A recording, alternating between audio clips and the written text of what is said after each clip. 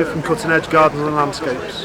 And can you describe your garden and what it is? Yeah, so basically it's a small garden for the basis of showing people what they can have in a small garden.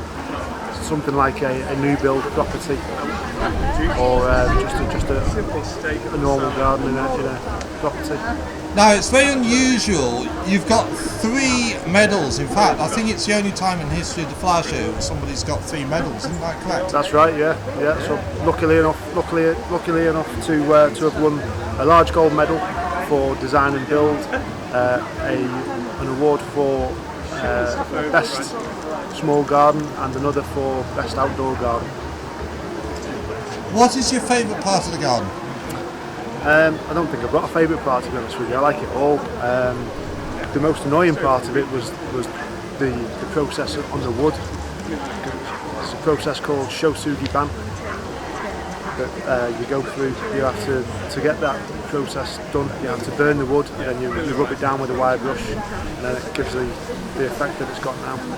How long did it take you to build? The garden took me 2.5 weeks to build, with another 80 hours on top of that doing the wood process of the shosugi ban. How much has COVID affected you? We've been quite lucky with COVID because we actually had quite a lot of jobs booked in through the year that COVID hit. So we were luckily enough able to just work through that.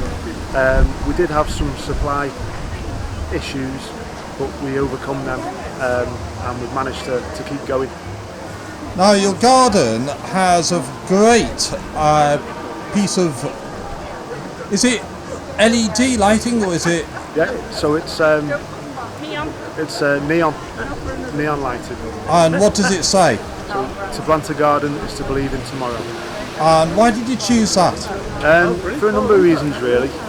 One of the briefs on the garden was to show that just 30 minutes in a garden a day can help mental issues or mental health. It's good for everybody. Another reason is because the anticipation of once you've planted something, you want to wait and see what it grows like or how it grows, and that's believing in tomorrow. Now, is that rhubarb you've got there as well? That's actually Swiss chard. Right, and what else have you got planted? So in that bed there we've got Swiss chard, there's rosemary, there's sage, we've got some lettuces in there as well, and there's some celery in there as well in that raised bed area.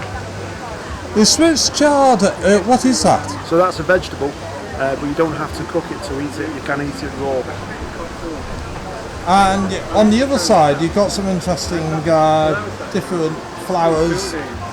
Yeah, so obviously this time of year it's quite difficult to find really interesting flowers that are going to give you a poppy colour through this time of year. But we're been lucky enough to grab some delphiniums for some height and some colour at the back of the bed, and we've got some monarda. There's some echinaceas in there wrapped around the acer, and then there's obviously a load of other bits and pieces in there as well. Now I know the judges didn't like your acer, did they? But I think everybody else does. Yeah, I think it's subjective, isn't it, really? What one person likes doesn't necessarily mean another person's going to. Well, congratulations, absolutely fantastic garden, and we look forward to seeing you back next year. Thank you very much.